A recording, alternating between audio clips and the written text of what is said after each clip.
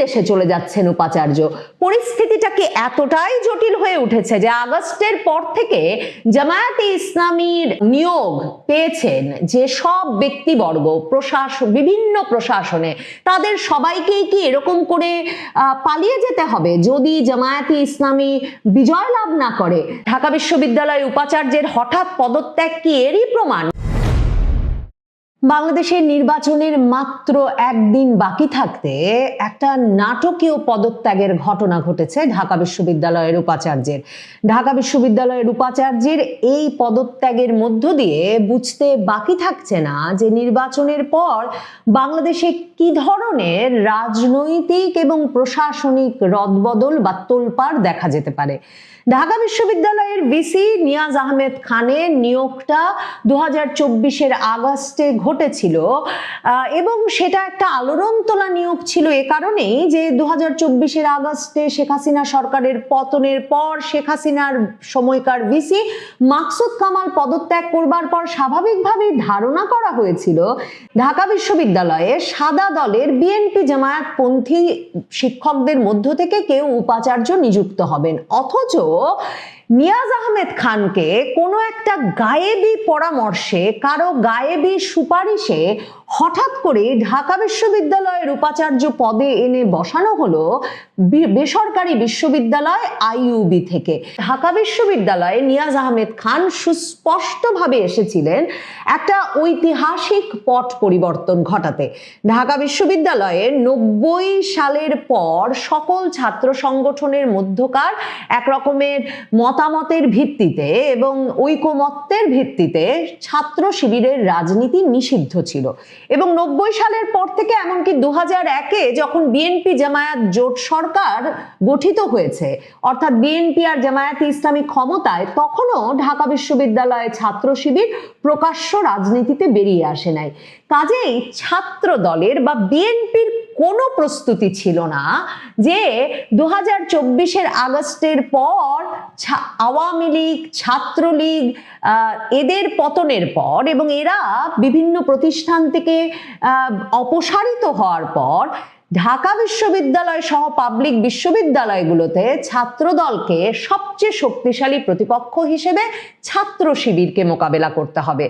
ছাত্র দলকে চমকে দিয়ে ঢাকা বিশ্ববিদ্যালয় উপাচার্য নিয়াজ আহমেদ খান এসে এই ঐতিহাসিক দায়িত্ব কাঁধে তুলে নেন, কিংবা এই ঐতিহাসিক দায়িত্ব নিয়ে ঢাকা বিশ্ববিদ্যালয়ে পা রেখেছিলেন নিয়াজ আহমেদ খান, যে তিনি এসেই সেপ্টেম্বর মাস থেকেই সভা শুরু করেন সাদিক কায়েম সহ ঢাকা বিশ্ববিদ্যালয়ের ছাত্র শিবিরের নেতৃবৃন্দের সঙ্গে।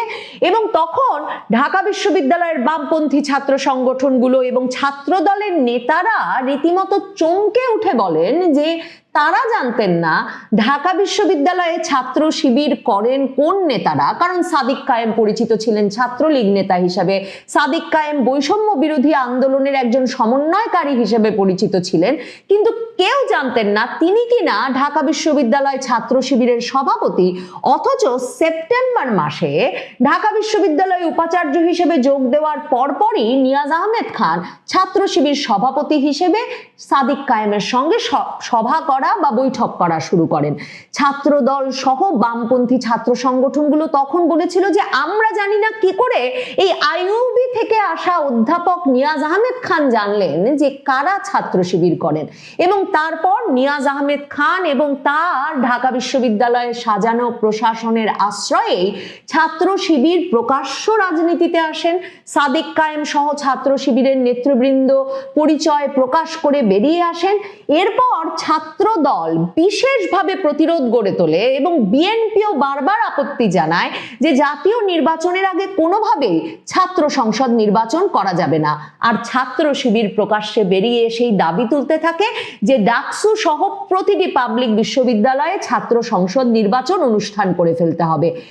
এই নিয়োগপ্রাপ্ত নিয়াজ আহমেদ খান, মানে বিশেষ কোনো পক্ষের নিয়োগে যিনি ঢাকা বিশ্ববিদ্যালয়ে একরকম উড়ে এসে জুড়ে বসেছিলেন, সেই নিয়াজ আহমেদ খান তখন প্রতিজ্ঞা করেন, প্রতিশ্রুতি দেন যে তিনি যে কোনোভাবে ডাকসু নির্বাচন অনুষ্ঠান করে যাবেন এবং বাংলাদেশের সকল পাবলিক বিশ্ববিদ্যালয়ের মধ্যে ঢাকা বিশ্ববিদ্যালয়ে প্রথম তফসিল ঘোষণা করা হয় ছাত্র সংসদ নির্বাচনের এবং ডাকসু নির্বাচনের সেপ্টেম্বর মাসে ছাত্র শিবির ঐতিহাসিক বিজয় পায় এবং এর ধারাবাহিকতায় ছাত্র শিবির বাংলাদেশে এরপর আরো 4টি পাবলিক বিশ্ববিদ্যালয়ে বিরাট জয় পেয়েছে। দেখেন, ছাত্র শিবির যখন ডাকসু নির্বাচনে বিজয় লাভ করতে যাচ্ছে, ডাকসু নির্বাচনের সারাদিন ভোট গ্রহণ শেষে ছাত্র দলের কেন্দ্রীয় সভাপতি রাকিবুল রাকিব কিংবা ছাত্র দলের ঢাকা বিশ্ববিদ্যালয়ের শাখার সভাপতি সাহস এরা মিলে সেনেট ভবনে উপাচার্যের সঙ্গে সাদা দলের শিক্ষকদের নিয়ে সাক্ষাৎ করতে গিয়ে ডাকসু নির্বাচনের ভোট গ্রহণের দিন উপাচার্যের সামনে দাঁড়িয়ে টেবিল চাপড়ে বলে এসেছিলেন যে এখন থেকে তারা উপাচার্যের নিয়াজ আহমেদ খানের এই প্রশাসনকে একটা জামায়াতি প্রশাসন হিসেবে আখ্যা দিতে চান। এরপর মির্জা ফখরুল ইসলাম আলমগীর, রুহুল কবির রিজভী আহমেদ, মির্জা আব্বাস সহ বিএনপির শীর্ষস্থানীয় নেতৃবৃন্দ বারবার বলেছেন যে ঢাকা বিশ্ববিদ্যালয়ের প্রশাসনের পক্ষপাতিত্বের মুখে ঢাকা বিশ্ববিদ্যালয়ের ছাত্রদল ছাত্র শিবিরের কাছে বড় ধরনের পরাজয় বরণ করেছে। কাজেই নিয়াজ আহমেদ খান কি অ্যাসাইনমেন্ট নিয়ে কাদের পরামর্শে এসেছিলেন এ বিষয়ে বিএনপির একেবারে সুস্পষ্ট মতামত আছে, কিন্তু নিয়াজ আহমেদ খান ডাকসু নির্বাচনে ছাত্র শিবিরের বিরাট বিজয়ের পর থেকেই জানতেন যে তিনি একরকম বিপদে আছেন, মানে যে কোনো রাজনৈতিক পালা বদলে বাংলাদেশে তিনি বড় ধরনের বিপদের মুখে পড়বেন। কারণ যে কোনো রাজনৈতিক পালা বদল মানে বিএনপি যদি জাতীয় ক্ষমতায় আসে, বিএনপি যদি সরকার গঠন করে, বাংলাদেশে ঢাকা বিশ্ববিদ্যালয়ে যদি একটা ক্ষমতার পালাবদল ঘটে যায় কেন্দ্রীয় রাজনীতিতে, জাতীয় রাজনীতিতে পালাবদলের মাধ্যমে, তাহলে তিনি যে বড় ধরনের বিপদে পড়বেন সে বিষয়ে শঙ্কা থেকে এরপর অন্তর্বর্তীকালীন সরকারের সঙ্গে তার এক রকমের যোগাযোগ শুরু হয়, তাকে একটা রাষ্ট্রদূত পদে মনোনয়ন দেওয়ার বিষয়। তখন পত্রপত্রিকায় এ খবরও বের হয় যে ডেনমার্কে তাকে রাষ্ট্রদূত হিসেবে নিয়োগ দেওয়ার জন্য অন্তর্বর্তীকালীন ইউনূস সরকার রীতিমতো ডেনমার্ক সরকারের কাছে প্রস্তাবনাও পাঠিয়েছে। যেই বিষয়টির একটা আনুষ্ঠানিক ফয়সালা হতে সাধারণত 3-4 মাস লেগে যায়, নভেম্বর মাসে সে খবর মানবজমিন সহ বিভিন্ন শীর্ষস্থানীয় সংবাদ মাধ্যমে তখন বের হয় এবং তখন উপাচার্য নিয়াজ আহমেদ খান বলেন যে তিনি এ কথাকে গুজবও বলবেন না, সত্যও বলবেন না, যার ফলে বুঝতে বাকি থাকে না যে নিয়াজ আহমেদ খানকে একটা সেফ এক্সিটের ব্যবস্থা করে দিতে সরকারের ওপর কোনো বিশেষ শক্তিশালী রাজনৈতিক পক্ষের থেকে চাপ আছে।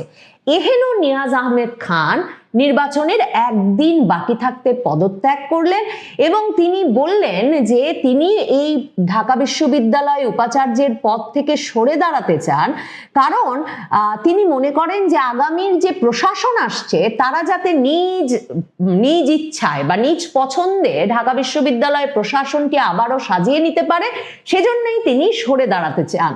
মানে এখন এই ঘটনা থেকে কি ইঙ্গিত পাওয়া যায়? মানে ঢাকা বিশ্ববিদ্যালয়ের উপাচার্য সহ জামায়াতে ইসলামের নেতৃবৃন্দের কাছে কি এখন এমন খবর আছে 12 তারিখের নির্বাচনে জামায়াতে ইসলামী জয়লাভ করছে না, জামায়াতে ইসলামী প্রশাসন ঢাকা বিশ্ববিদ্যালয়ও দখলে রাখতে পারবে না, কারণ জাতীয় নির্বাচনে বড় ধরনের বদল ঘটে যাচ্ছে?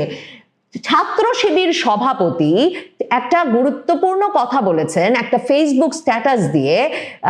ছাত্র শিবির সভাপতি নুরুল ইসলাম সাদ্দাম তিনি ফেসবুক স্ট্যাটাস দিয়ে লিখেছেন যে কাদের হাতে দেশ তুলে দিতে চান জনগণ, সেটা কিন্তু জনগণকে ভেবে দেখতে হবে। কারণ তিনি বলেছেন যে যদি জামায়াতে ইসলামী বিজয়ী হয় তাহলে তারা শুধু শুকরানা নামাজ আদায় করবেন, আর কোনো রকম বাড়াবাড়ি তারা করবেন না, এটা তাদের একটা দলীয় সিদ্ধান্ত, কাউকে একটা ফুলের টোকাও দেওয়া হবে না। কিন্তু তিনি ওই ফেসবুক স্ট্যাটাসে লিখছেন ছাত্র শিবির নেতা যে অন্য দল ক্ষমতায় এলে জয়ের দিন রাতেই রাস্তা বন্ধ করে বিজয় মিছিল হবে, বিরোধী মতের উপর আক্রমণ হবে, বাড়িঘর ভাঙচুর, ঘের বেড়া দখল হবে, সন্ত্রাসে ছেয়ে যাবে গোটা জনপদ, ক্যাম্পাসের হল দখল হবে, অন্য ছাত্র সংগঠনগুলোকে ট্যাগ দিয়ে নির্যাতন ও ক্যাম্পাস ছাড়া করা হবে। তার মানে এই আতঙ্ক কি ছাত্র শিবির এবং জামায়াতপন্থী প্রশাসনের বিভিন্ন পদে থাকা ব্যক্তিবর্গের মধ্যে ঢাকা বিশ্ববিদ্যালয় উপাচার্যের মতোই ছড়িয়ে পড়েছে, ছাত্র শিবির নেতৃবৃন্দের ভেতরেও ছড়িয়ে পড়েছে? তারা কি এখন সত্যি ভাবছেন, বা তাদের কাছে যে খবর সে খবর অনুযায়ী তার মানে জামায়াতে ইসলামী বা 11 দলীয় জোট তারা নির্বাচনে এমন কোনো ফলাফল করতে পারছে না যার ফলে তারা বিএনপির এই বিজয় উৎসব থেকে বিএনপিকে ঠেকাতে পারবে? এবং ছাত্র শিবির সহ ছাত্র শিবির পন্থী ঢাকা বিশ্ববিদ্যালয়ের এই উপাচার্য, বা যিনি কিনা ছাত্র শিবিরকে আশ্রয় দিয়ে আসলে একটা শক্তিশালী পক্ষে পরিণত করেছেন, তিনি বিশ্বাস করছেন যে ছাত্র শিবির কিছুতেই ঢাকা বিশ্ববিদ্যালয় ক্যাম্পাসের নিয়ন্ত্রণ ধরে রাখতে পারবে না 12 তারিখের পর। কাজে তাকে ভীষণভাবে অপমানিত হয়ে একরকমের জানের মানে ঝুঁকি নিয়ে পালাতে হতে পারে ঢাকা বিশ্ববিদ্যালয় থেকে। কাজেই তিনি নির্বাচনের আগেই পালিয়ে যাওয়ার সিদ্ধান্ত নিচ্ছেন। ডেনমার্কে তার রাষ্ট্রদূত হিসেবে নিয়োগের প্রক্রিয়াটি কি ইউনূস সরকার সমাধা করতে পেরেছে? সেই চাকরিটা কি পাকা হয়েছে? ঢাকা বিশ্ববিদ্যালয়ের উপাচার্যের দফতর থেকে ডেইলি ক্যাম্পাস লিখছে যে আগে থেকেই উপাচার্যের বিদেশ চলে যাওয়ার খবর ছিল, এবং সেই বিদেশ চলে যাওয়ার খবরের মধ্যেই তিনি হঠাৎ করে মঙ্গলবার এই জরুরি সংবাদ সম্মেলন ডেকে পদত্যাগের ঘোষণা দিলেন। কোন দেশে চলে যাচ্ছেন উপাচার্য? পরিস্থিতিটা কি এতটাই জটিল হয়ে উঠেছে যে আগস্টের পর থেকে জামায়াতে ইসলামীর নিয়োগ পেয়েছেন যে সব ব্যক্তিবর্গ বিভিন্ন প্রশাসনে, তাদের সবাইকেই কি এরকম করে পালিয়ে যেতে হবে যদি জামায়াতে ইসলামী বিজয় লাভ না করে? ঢাকা বিশ্ববিদ্যালয় উপাচার্যের হঠাৎ পদত্যাগ কি এরই প্রমাণ? তিনি কিন্তু তার একটা নিরাপদ অবস্থানের জন্যে তারেক রহমান দেশে ফেরবার পরপরই তারেক রহমানের সঙ্গেও গিয়ে সাক্ষাৎ করেছেন। তারেক রহমানের ইঙ্গিতেই কি তাহলে ঢাকা বিশ্ববিদ্যালয় ভিসি মানে সরে পড়লেন 12 তারিখের নির্বাচনের আগে? এই পদত্যাগ আর কিসের ইঙ্গিত দেয়? এই পদত্যাগ কি সত্যি 12 তারিখের নির্বাচনের ফল কোন দিকে যাচ্ছে সেই ইঙ্গিত দেয়? তবে নিশ্চিতভাবে 12 তারিখের নির্বাচনের ফলের পর যে একটা বড় অস্থিরতা